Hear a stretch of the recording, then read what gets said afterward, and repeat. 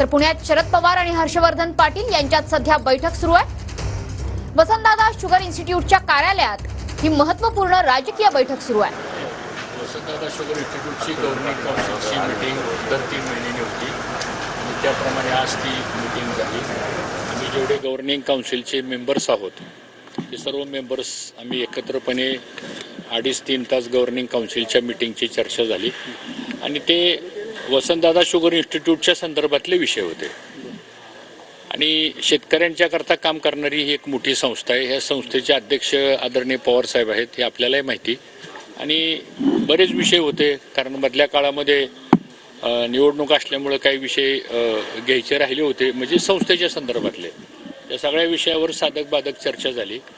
आता Vasantdada sugar institute ही शेतकऱ्यांची संस्था असल्यामुळं मराठवाड्यामध्ये जालन्याला खूप मोठी जमीन घेऊन तिथं संशोधनाचं काम चालू आहे। विदर्भासाठी नागपूरला मोठ्या प्रमाणात VSIनी जमीन घेतलेली आहे, तिथं शेतकऱ्यांच्या करता संशोधनाचं काम मोठ्या प्रमाणात चालू आहे। विशेष करून खानदेशमध्ये सुद्धा आणि गुजरातच्या बॉर्डरवर म्हणजे नंदुरबार, धुळे, नाशिक त्या परिसरामध्ये सुद्धा आणि गुजरातमधले काही बारडोली वगैरे त्या भागातले जे साखर कारखाने आहेत तिथं पण एक नवीन जागा बघण्याचं काम सुरू झालेलं आहे। दौंडला आपण एक जागा शेतकऱ्यांच्या जमीन आपण घेतलेली आहे।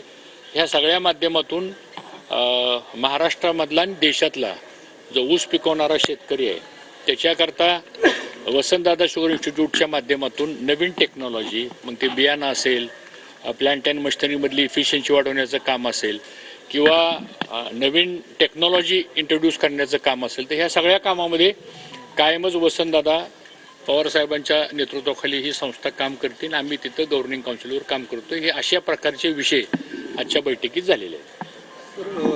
गेल्या काही दिवसांपासून ज्या चर्चा सुरू आहेत की शरद पवार गटाकडून तुम्हाला संपर्क साधला जातो, तो त्याचा कसा प्रयत्न केला जातो की तुम्ही इंदापुरातनं विधानसभा निवडणुकीच्या पार्श्वभूमीवरती हा संपर्क साधला गेला, अशा पद्धतीने चर्चा सुरू आहे, काय नेमके असं? असं काय, आता आज माझी पवार साहेबांची इथं भेट झाली, आता 2.5-3 तास आम्ही बरोबरच होतो, पण ते हे विषय होते, राजकीय कुठली या संदर्भातली चर्चा झालेली नाही आणि मला असं वाटतं त्या संदर्भात माझ्याशी काही कोणी बोललेलं नाही। तुमची काय इच्छा आहे? तुम्ही इच्छुक आहात भाजपमध्ये, बावनकुळे पण म्हटलं की ज्यांना जो निर्णय घ्यायचा आहे, बाहेर पडायचं त्यांनी घ्यावं, समर्जित घाटगेंच्या पार्श्वभूमीवर तुमची काही भाजपशी नेतृत्वाशी चर्चा किंवा त्यांनी तुम्हाला समजवलं किंवा तुमची काय इच्छा? कार्यकर्ते तर म्हणतात तुम्ही अपक्ष किंवा तुतारीवरनं निवडणूक लढवायची? नाही, आमचे प्रांत अध्यक्ष बावनकुळे साहेब हे आमचे ज्येष्ठ नेते आहेत। आता ते कोणत्या रेफरन्समध्ये बोलले, काय बोलले हे मला काही माहीत नाही, पण माझ्याकडून तरी अशी कुठली भूमिका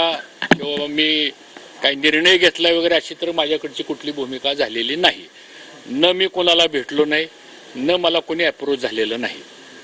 एक गोष्ट खरी आहे की आता जे अजितदादा पवारांचे जे दौरे चालू आहेत त्या दौऱ्यामध्ये साधारणतः असं बोललं जातं की ज्या तालुक्यातला जो सिटिंग आमदार असेल त्याला ते तिकीट मिळणार आणि त्यामुळं साहजिकच आमच्या मतदारसंघातले जे कार्यकर्ते आहेत त्या कार्यकर्त्यांचा खूप आग्रह आहे। साधी लोकशाही, प्रत्येकाला आपापलं मत व्यक्त करण्याचा अधिकार आहे, पण लोकसभेच्या निवडणुकीच्या वेळेस आमची जी चर्चा झाली होती अजितदादा पवार, मी आणि देवेंद्र फडणवीस यांच्याबरोबर आमची चर्चा झाली होती आणि त्यात असं ठरलं होतं, आता बाकीच्या गोष्टी काय बाहेर सांगणं योग्य नाही, कारण बंद आड चर्चेच्या संदर्भातला काही प्रोटोकॉल असतो तो सांगायचा नसतो, पण त्यात असं ठरलं होतं की अजितदादा असं म्हणाले होते आणि ते भाषणात पण म्हणाले आल्यानंतर की देवेंद्र फडणवीस इंदापूर तालुक्याच्या संदर्भातला जो निर्णय घेतील तर तो निर्णय मी मान्य करेल आणि मलाही देवेंद्र फडणवीस साहेब असे म्हणले की मी हा संदर्भातला निर्णय घेईल। त्यामुळे आता आम्ही वाट बघतोय की फडणवीस साहेब या संदर्भातला काय निर्णय घेतात। चर्चा झाली का? भाजपच्या वरिष्ठ नेत्यांशी काही चर्चा झाली का? कोणाची? तुमची काही भाजपच्या वरिष्ठ नेत्यांशी? नाही, मागच्या एक 3 आठवड्यामध्ये माझी देवेंद्र फडणवीस साहेबांची चर्चा झाली होती आणि त्या संदर्भामध्ये ते म्हणले मी या संदर्भातला निर्णय घेईल। तुम्ही आता म्हणाले की अजितदादांचे दौरे मतदारसंघामध्ये सुरू झालेले आहेत, तर मग कार्यकर्त्यांची सुद्धा इच्छा आहे, तर काय नेमकं तुम्ही काय निर्णय घेणार आहात किंवा काय तयारी चालू आहे? कारण की आता अवघे 2-3 महिने राहिलेले आहेत। तयारी वगैरे हा काय विषय माझ्या दृष्टीने काय फार चर्चा करण्यासारखा विषय असं नाही।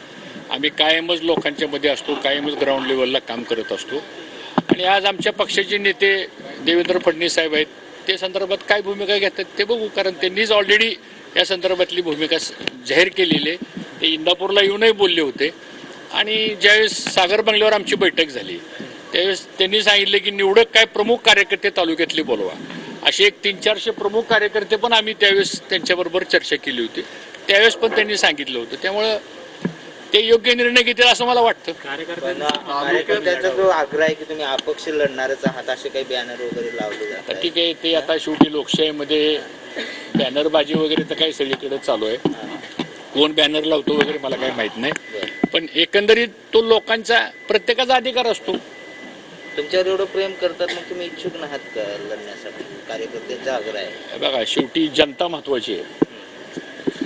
जनतेचा जो आग्रह असतो तो साधारणतः लोकांचा तो रेटा असतो, आग्रह असतो, आणि हा आग्रह आमच्या पक्षाच्या नेतृत्वापर्यंत पोचलेला आहे.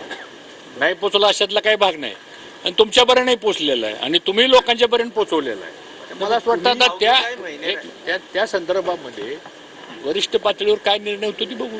राष्ट्रवादीची आघाडी काय तयारी करायची सूचना दिली आहे का नाही दिली? अवघे काही महिने राहिले असताना विधानसभेला तयारी करण्याची काही वरिष्ठांकडून सूचना आली आहे का नाही आली? नाही, अद्यापपर्यंत मला असं वाटतं की महायुतीच्या जागा वाटपाच्या बाबतीमध्ये कुठलाही अंतिम निर्णय झालेला आजपर्यंत नाही असं माझं मत आहे.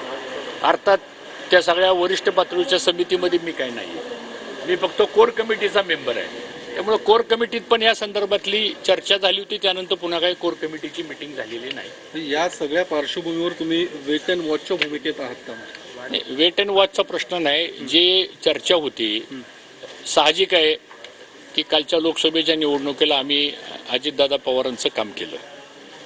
खरं म्हणजे त्यावेळेसच आम्ही अपेक्षा व्यक्त केली होती की हा मतदारसंघ त्यांनी भारतीय जनता पक्षाला सोडला होता, पण नंतर राजकीय इक्वेशन्स बदलले, पुन्हा युतीमध्ये तिसरा पक्ष आल्यामुळे महायुती झाली.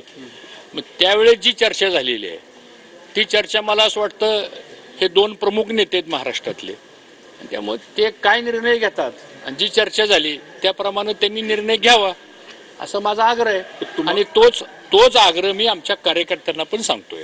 तुम्हाला स्पष्ट आश्वासन दिलेलं नाहीये की इंदापूरची जागा तुमच्यासाठी सोडली जाईल किंवा भाजपसाठी पण अजितदादांचे दौरे इतके वाढले. आता एक प्रश्न विचारा, महायुतीच्या संदर्भातला जागा वाटपाचा निर्णय काय कुठला एक पक्ष घेणार नाही, तो निर्णय तिन्ही पक्ष घेणार आहेत.